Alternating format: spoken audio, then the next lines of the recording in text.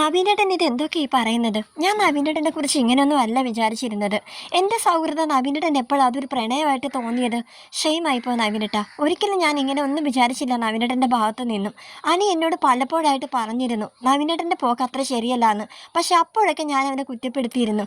പക്ഷേ ഇപ്പോൾ അവൻ പറഞ്ഞതായിരുന്നു ശരിയെന്ന് എനിക്ക് തോന്നുന്നത്.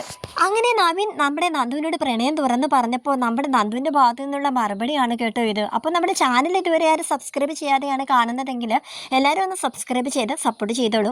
അങ്ങനെ നമ്മുടെ സ്റ്റേഷനിൽ നന്ദു ഇരിക്കുകയാണ് കേട്ടോ. അപ്പോൾ എന്തായാലും ഇന്നത്തെ കൂടെ എല്ലാം ക്ലോസ് ചെയ്യാം. അതായത് ഇന്നത്തെ കൂടി എൻ്റെ മനസ്സിലെ കാര്യങ്ങളെല്ലാം ഞാൻ നന്ദുവിനോട് തുറന്ന് പറയും. എനിക്ക് ഈ ഭാരം ഇങ്ങനെ ചുമന്നോടെ നടക്കാനായിട്ട് വയ്യ. ഇനിയും വൈകിപ്പോയാൽ എൻ്റെ നന്ദുവിനെ എനിക്ക് നഷ്ടമാകും എന്നോർത്തിട്ട് നമ്മുടെ നവീൻ സ്റ്റേഷനിലേക്ക് വരികയാണ് കേട്ടോ രാവിലെ തന്നെ. അങ്ങനെ നവീൻ്റെ ആ രാവിലെ തന്നെ സ്റ്റേഷനിലേക്ക് വന്നപ്പോഴത്തേക്കും നമ്മുടെ നന്ദു നവീനായിട്ടും രാവിലെ തന്നെ എത്തിയല്ലോ, എന്താ വല്ലോ കേസിൻ്റെ കാര്യത്തെപ്പറ്റി സംസാരിക്കാനാണോ എന്നിങ്ങനെ ചോദിക്കാൻ കേട്ടോ. അപ്പോൾ നവീൻ പറയുന്നുണ്ട്, അതെ അതെ ഇതൊരു കേസ് തന്നെയാണ്, പക്ഷേ ഇത് മറ്റുള്ളവരുടെ കേസൊന്നുമില്ല, ഇതെൻ്റെ സ്വന്തം കേസാന്ന് പറയാൻ കേട്ടോ. സ്വന്തം കേസോ? എന്താ നവീൻ കേട്ടോ ഇങ്ങനെയൊക്കെ പറയുന്നത്? അങ്ങനെ നന്ദു ഇരിക്കാൻ പറയാണ്. അങ്ങനെ അവൻ ഇരുന്നിട്ട് നമ്മുടെ നന്ദുവിനോട് പറയാൻ കേട്ടോ, എനിക്ക് സത്യം പറഞ്ഞാൽ ഞാൻ ഇത്രയും നാളും എല്ലാവരിൽ നിന്നും എല്ലാം ഒളിപ്പിച്ച് വെച്ചിരിക്കുമായിരുന്നു. അപ്പോൾ നന്ദു പറയുന്നുണ്ട്, അതെ അതെ നവീനേട്ടൻ്റെ മനസ്സിലൊരു പെൺകുട്ടി ഉണ്ടായിരുന്നല്ലോ, അത് സത്യം പറഞ്ഞാൽ ഞങ്ങളോട് ആരോടും ആ പെൺകുട്ടിയെക്കുറിച്ച് പറഞ്ഞിട്ടില്ലല്ലോ എന്നൊക്കെ പറയാൻ കേട്ടോ നന്ദു. അങ്ങനെ നമ്മുടെ നവീൻ പറയാണ്, നന്ദു അത് മറ്റാരുമല്ലായിരുന്നു, അത് എൻ്റെ മനസ്സിൽ ആ പെൺകുട്ടി അത് നീ തന്നെയാണ് നന്ദു എന്നിങ്ങനെ പറയാൻ കേട്ടോ നന്ദുവിനോട്. പക്ഷെ ഇത് കേൾക്കുമ്പോൾ നമ്മുടെ നന്ദു ഇങ്ങനെ ഞെട്ടി നവീൻ്റെ മുഖത്ത് ഇങ്ങനെ സൂക്ഷ്മതയോടെ ഇങ്ങനെ നോക്കി ഇങ്ങനെ സ്തംഭിച്ചിങ്ങനെ ഇരിക്കാൻ കേട്ടോ. അപ്പം നമ്മുടെ നവീനാണെങ്കിൽ എന്താ നന്ദു മറുപടി ഒന്നും പറഞ്ഞില്ല, എന്താ ഷോക്കായി പോയോ എന്നിങ്ങനെ ചോദിക്കാൻ കേട്ടോ. അപ്പോൾ നന്ദു പറയാണ്, അതെ ഞാൻ ശരിക്കും ഷോക്കായിപ്പോയി നവീനേട്ടാ. ഞാൻ നവീനേട്ടനെ കുറിച്ച് ഇങ്ങനെ ഒന്നും അല്ലായിരുന്നു വിചാരിച്ചത്. വേണ്ട നവീനേട്ടാ, ഇങ്ങനെ ഇത് എന്നെ മനസ്സിലിട്ടുകൊണ്ട് നടക്കണ്ട നവീനേട്ടൻ. നവീനേട്ടൻ എന്താ കാര്യങ്ങളൊന്നും അറിയാത്ത പോലെ സംസാരിക്കുന്നത്? എൻ്റെ അനുടെ കാര്യം നവീനേട്ടൻ അറിയില്ല എന്ന് പറയാൻ കേട്ടോ. അപ്പോൾ നവീൻ പറയുന്നുണ്ട്, അതെനിക്കറിയാം, ആന നിൻ്റെ പുറകെ നടക്കുന്നതും നീ അവനെ മൈൻഡ് ചെയ്യാതെ നടക്കുന്ന കാര്യങ്ങളൊക്കെ എനിക്കറിയാമെന്ന് പറയാൻ കേട്ടോ. അപ്പോൾ നന്ദു പറയാണ്, ആര് പറഞ്ഞു ഞാൻ അവനെ മൈൻഡ് ചെയ്യാതെ നടക്കുന്നതാണെന്ന്? ഞാനും അനിയും കുറേ നാളായിട്ട് തമ്മിൽ ഇഷ്ടത്തിലാണ്. അത് മാത്രമല്ല അനാമികയായിട്ടുള്ള ഡിവോഴ്സിൻ്റെ കാര്യം ഞങ്ങൾ തമ്മിലുള്ള റിലേഷൻഷിപ്പാണ്. അതുകൊണ്ടാണ് അനാമിക അവനെ വിട്ട് പോകാനായിട്ടുള്ള കാര്യം.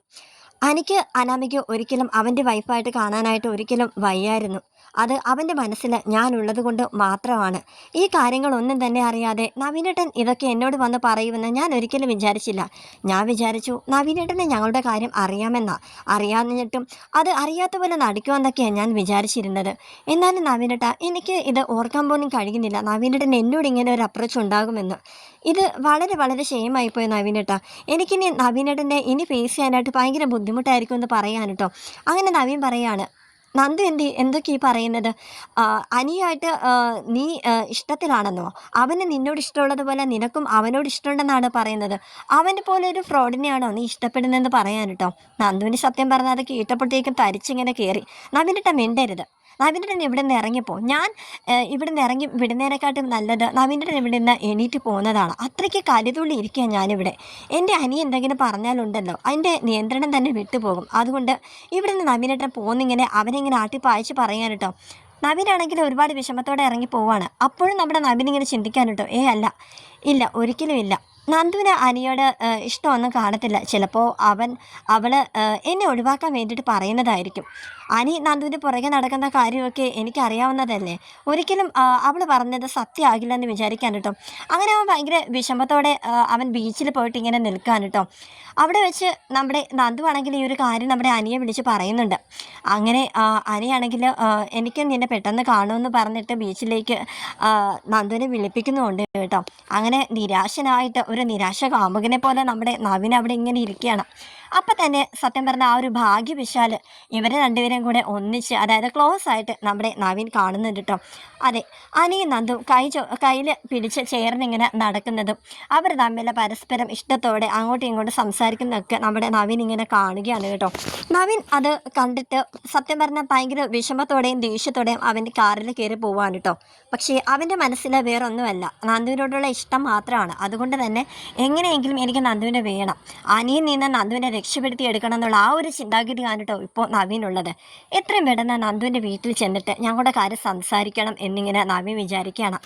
അങ്ങനെ അവൻ അവൻ്റെ മുത്തശ്ശനെ കൂട്ടിക്കൊണ്ട് നമ്മുടെ കനകൻ്റെ അടുത്ത് ചെല്ലുകയാണ് കേട്ടോ.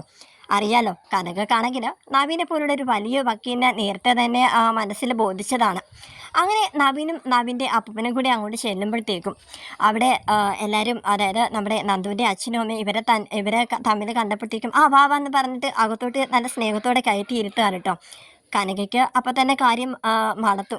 കാരണം അപ്പൂപ്പനുമായിട്ട് ഇങ്ങനെ വന്നിരിക്കണമെങ്കിൽ അത് നന്ദുവിനെ പെണ്ണ് കാണാൻ തന്നെ ആയിരിക്കുമെന്ന് അവളിങ്ങനെ മനസ്സിൽ വിചാരിക്കാൻ കേട്ടോ. അങ്ങനെ ഗോവിന്ദേട്ട ഒന്ന് വന്നേന്ന് പറഞ്ഞ് അടുക്കളയിലോട്ട് കൂട്ടിക്കൊണ്ട് പോവുകയാണ്. ഗോവിന്ദേട്ട, അവർ വന്നിരിക്കുന്ന എന്തിനാണെന്നറിയാമോ? അത് നമ്മുടെ നന്ദുമോളെ പെണ്ണ് കാണാൻ വേണ്ടിയിട്ടാ. അത് നിനക്കെങ്ങനെ മനസ്സിലായി? അതെ അതെ, എനിക്കറിയായിരുന്നു നേരത്തെ തന്നെ. നവീൻ മോനാണെങ്കിൽ നമ്മുടെ നന്ദുമോളെ നേരത്തെ ഒരു കണ്ണുള്ളതാ. എന്തായാലും ഈ നവീൻ മോൻ ഇപ്പോഴെങ്കിലും അപ്പൂപ്പനെ കൂട്ടിക്കൊണ്ട് ഇങ്ങോട്ട് വരാനായിട്ട് തോന്നിയല്ലോ. എൻ്റെ ഭഗവാനെ, ഞാൻ നിനക്ക് ഒരു നേർച്ച നേർന്നാക്കാമെന്നൊക്കെ പറഞ്ഞ് ഭയങ്കരമായിട്ട് ബിൽഡപ്പൊക്കെ ഇട്ട് കനക് ഗോവിന്ദനോട് സംസാരിക്കുകയാണ്. അങ്ങനെ ഗോവിന്ദൻ പറയുന്നുണ്ടപ്പോൾ, എന്താ കനക നീ ഇങ്ങനെയൊക്കെ സംസാരിക്കുന്നത്? അവർ ചിലപ്പോൾ വേറെ എന്തെങ്കിലും കാര്യം പറയാനായിരിക്കും വന്നിട്ടുണ്ടാവുക. നീ അതും ഇതും ചിന്തിക്കാതെ അവർക്ക് പെട്ടെന്ന് ചായ എടുക്കാൻ നോക്ക്. ഞാൻ അങ്ങോട്ട് ചെല്ലട്ടെ. അവർ വന്നിരിക്കുമ്പോൾ നമ്മളിങ്ങനെ മാറി നിന്ന് സംസാരിക്കുന്നത് ശരിയാണോ? നിൻ്റെ ഒരു കാര്യമെന്ന് പറഞ്ഞിട്ട് ഗോവിന്ദനാണെങ്കിൽ അവരുടെ അടുത്തേക്ക് പോവാൻ കേട്ടോ. അങ്ങനെ കനക വന്നിട്ട് അവർക്ക് ചായയൊക്കെ കൊടുക്കണം. അപ്പോൾ മുത്തശ്ശിയോട് തന്നെ കാര്യങ്ങൾ ഇങ്ങനെ എടുത്തിടുകയാണ്. ഞങ്ങൾ വന്നത് വേറൊന്നുമല്ല, ഇവിടുത്തെ നന്ദുമോളെ പെണ്ണ് കാണാൻ വേണ്ടിയിട്ടാണ് ഞങ്ങൾ വന്നത്. നവീമോൻ്റെ അമ്മ വരാതിരുന്നത് വേറൊന്നുമല്ല.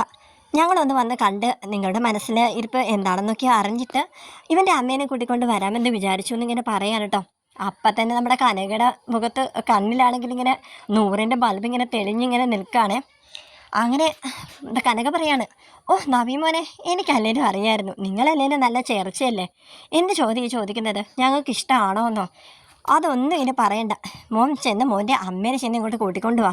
ഞങ്ങൾക്ക് പൂർണ്ണ സമ്മതമാണ്. പിന്നെ നന്ദമോളുടെ കാര്യം, നന്ദമോൾക്കാണെങ്കിൽ നിന്നെക്കുറിച്ച് പറയുമ്പോഴത്തേക്കും 100 നാവാണെന്നിങ്ങനെ പറയാൻ കേട്ടോ. അപ്പോഴും നമ്മുടെ നവീൻ്റെ മനസ്സിൽ ഒരു പേടിയുണ്ട്. ഇനി എങ്ങാനും അവൾ ഇഷ്ടമല്ല എന്ന് പറയുമോ? അവളിനി ഇവിടെ വന്നിട്ട് ഇനി അനിയോട്ടുള്ള ഇഷ്ടം എന്നോട് പറഞ്ഞതുപോലെ ഇവിടെ പിന്നെ ഇനി അനിയുമായിട്ടുള്ള കല്യാണം നടത്തരുതെന്നൊക്കെ പറയുമോ? ഇനി അവൾ സീരിയസ് ആയിട്ടാണോ പറഞ്ഞത് അനിയെ ഇഷ്ടമാണെന്നുള്ള കാര്യം? അങ്ങനെ ഭയങ്കര കൺഫ്യൂഷനായിട്ട് അവൻ അങ്ങനെ ഇരിക്കാനുണ്ട്. അപ്പം കനക പറയുന്നുണ്ട്, എന്താ മോനെ ഇങ്ങനെ ആലോചിക്കുന്നതെന്ന് ഇങ്ങനെ പറയാൻ കേട്ടോ നവീനോട്. അപ്പോൾ നവീൻ പറയുന്നുണ്ട്, ഒന്നുമില്ലമ്മേ, ഞാൻ ആലോചിക്കുകയായിരുന്നു നന്ദു ഇനി എന്താ പറയുന്നതെന്നൊക്കെ. അങ്ങനെ കനക പറയാണ്, നന്ദുവിൻ്റെ സമ്മതമൊന്നും മോൻ നോക്കണ്ടേനെ, അല്ലെങ്കിൽ തന്നെ ഞങ്ങൾക്ക് പൂർണ്ണ സമ്മതമാണെന്ന് അവരെങ്കിലും സന്തോഷിപ്പിച്ചാണ് കേട്ടോ തിരികെ മടക്കി വിടുന്നത്. അങ്ങനെ ബീച്ചിലൊക്കെ പോയിട്ട് നമ്മുടെ അനിയോട് കാര്യങ്ങളൊക്കെ നന്ദു തുറന്ന് പറയുന്നുണ്ട്. ഇതുപോലെ നവീനേട്ടൻ വന്ന കാര്യവും എന്നോട് ഇത് തുറന്ന് പറഞ്ഞ കാര്യമൊക്കെ അനിയോട് പറയുന്നുണ്ട്. അനിയാണെങ്കിൽ നീ ഇത് ഇത്ര സീരിയസ് ആക്കി ഒന്നും എടുക്കണ്ട. നീ ഇനി ഇത് വെച്ചോണ്ട് അവനോട് പെരുമാറിയൊന്നും വേണ്ട. നല്ല സുഹൃത്തായിട്ടല്ലേ നീ ഇതുവരെ അവനെ കണ്ടിട്ടുള്ളത്. അതുപോലെ തന്നെ ഇനിയും അങ്ങോട്ട് കണ്ടേച്ചാൽ മാത്രം മതി. ഇനി കേസിൻ്റെ കാര്യത്തിലെങ്ങാനും അവനെ വിളിക്കണം തോന്നിയാൽ നീ വിളിക്കണം. നീ അതൊന്ന് മനസ്സിലിട്ട് പെരുമാറേണ്ട കാര്യമൊന്നും ഇല്ലയെന്നും പറഞ്ഞിട്ട് അനിയാണെങ്കിൽ നന്ദുവിൻ്റെ ധൈര്യം കൊടുക്കാൻ കേട്ടോ. നന്ദുവിൻ്റെ സത്യം പറഞ്ഞാൽ അവൻ്റെ വാക്കുകളിലൂടെ ഒരു ആത്മവിശ്വാസം വന്നു. അങ്ങനെ അവൾ നേരെ തന്നെ വീട്ടിലേക്ക് പോകാൻ കേട്ടോ. നന്ദു ചെന്ന ഉടനെ തന്നെ കനക, നന്ദുമോളെ നീ പെട്ടെന്ന് വാ, എനിക്ക് നിന്നോട് കാര്യം പറയാനുണ്ടെന്ന് പറയണേ കനകയെ. അപ്പം നന്ദു, എന്താ പ്രത്യേകിച്ച് എന്താണെന്നിങ്ങനെ ചോദിക്കണം. അങ്ങനെ കനക പറയാണ്, ഇന്ന് നവീൻ മോൻ ഇവിടെ വന്നിരുന്നു. നവീൻ മോൻ ഒറ്റയ്ക്കല്ല വന്നത്, കൂടെ മുത്തശ്ശനും ഉണ്ടായിരുന്നെന്ന് പറയാൻ കേട്ടോ. അപ്പം നന്ദുവിൻ്റെ കാര്യം ഏകദേശം മനസ്സിലായി കേട്ടോ. അതെന്തിനാ നവീനേട്ടൻ മുത്തശ്ശനുമായിട്ട് ഇവിടെ വന്നത്? എന്നെ കാണാൻ സ്റ്റേഷനിൽ വന്നാൽ പോരായിരുന്നു? അതുപോലെ ഇന്ന് രാവിലെ എന്നെ നവീനേട്ടൻ കണ്ടതാണല്ലോ. പിന്നെന്തിനാ ഇവിടെ മുത്തശ്ശനെ കൂട്ടി ഇങ്ങോട്ട് വന്നതെന്നൊക്കെ ഇങ്ങനെ ചോദിക്കുകയാണ്. അങ്ങനെ കനക പറയാണ്, എടി പൊട്ടി, ഇവിടെ വന്നത് നിന്നെ പെണ്ണു ചോദിക്കാനാ. ഞങ്ങൾ അതിൻ്റെ പൂർണ്ണ സമ്മതവും പറഞ്ഞു. അല്ലെങ്കിൽ വിശ്വാസം ഇല്ലെങ്കിൽ നീ ഗോവിന്ദേട്ടനോട് ചോദിച്ചു നോക്കെന്ന് പറയാൻ കേട്ടോ. അങ്ങനെ നന്ദി ചെന്നിട്ട് പറയാണ്, അച്ഛാ അമ്മ എന്തൊക്കെയാ പറയുന്നത്? ഇവിടെ നവീനേട്ടൻ വന്നിരുന്നോ? അമ്മ സമ്മതം മൂളിയോ? എനിക്കാണെങ്കിൽ തലയ്ക്ക് ഭ്രാന്ത് പിടിക്കുന്നു. ഒന്ന് സത്യം തുറന്ന് പറ അച്ഛനിങ്ങനെ പറയണം. അങ്ങനെ ഗോവിന്ദ പറയുന്നുണ്ട്, എടി മോളെ, ഞാൻ ഇവരോട് അപ്പോഴേ പറഞ്ഞതാ, നന്ദുമോള് വരട്ടെ, അവൾ വന്നിട്ട് നിൻ്റെ അഭിപ്രായം ചോദിച്ചിട്ട് എല്ലാത്തിനും മറുപടി പറഞ്ഞാൽ മതിയെന്നൊക്കെ. ഇവളാണെങ്കിൽ ചാടിക്കയറി എല്ലാം അവരോട് പറഞ്ഞു. എല്ലാത്തിനും സമ്മതമാണ്. നവീൻ മോനാണെങ്കിൽ അടുത്ത ആഴ്ച അവൻ്റെ അമ്മയും കൂട്ടി ഇങ്ങോട്ട് വരാനിരിക്കുക. ഉടനെ തന്നെ നമ്മുടെ നന്ദു ആണെങ്കിൽ അമ്മയോട് ചൂടായി തട്ടിക്കയറുന്നുണ്ട് കേട്ടോ. അമ്മ എന്തിനാ അവർക്ക് ഉറപ്പ് കൊടുക്കാൻ പോയത്? എന്നോടൊരു വാക്ക് ചോദിക്കാൻ വയ്യായിരുന്നെന്നൊക്കെ പറഞ്ഞ് കനകയായിട്ട് വഴക്കുണ്ടാക്കുകയാണ് കേട്ടോ. എന്നിട്ട് മുറിയിലോട്ട് കയറി പോവാണ്. അങ്ങനെ കനക പറയുന്നുണ്ട്, എടി അവൻ എന്താ കുഴപ്പം? അവൻ നല്ലൊരു വക്കീലാണ്. അതുമല്ല പേരുകെട്ട വക്കീലാണ്. അതുമല്ല പാരമ്പര്യം സ്വത്തും പണവും എല്ലാം ഉണ്ട്. എന്തുകൊണ്ടും അനന്തപുരി തറവാട്ടുകാരനെക്കാട്ടി ഇവർ നല്ല തറവാട്ടുകാരാന്നൊക്കെ ഇങ്ങനെ വെച്ച് വാശുണ്ട് കേട്ടോ. നന്ദു ആണെങ്കിൽ ദേഷ്യം വന്നിട്ട് കഥ ആണെങ്കിൽ ഇങ്ങനെ മുറുക്കി ഇങ്ങനെ അടക്കാണ്. അങ്ങനെ കനക പറയാണ്, നീ എന്തൊക്കെ പറഞ്ഞാലും ഈ വിവാഹം ഞാൻ നടത്തിയിരിക്കുന്നു ഇങ്ങനെ കനക പറയാണേ.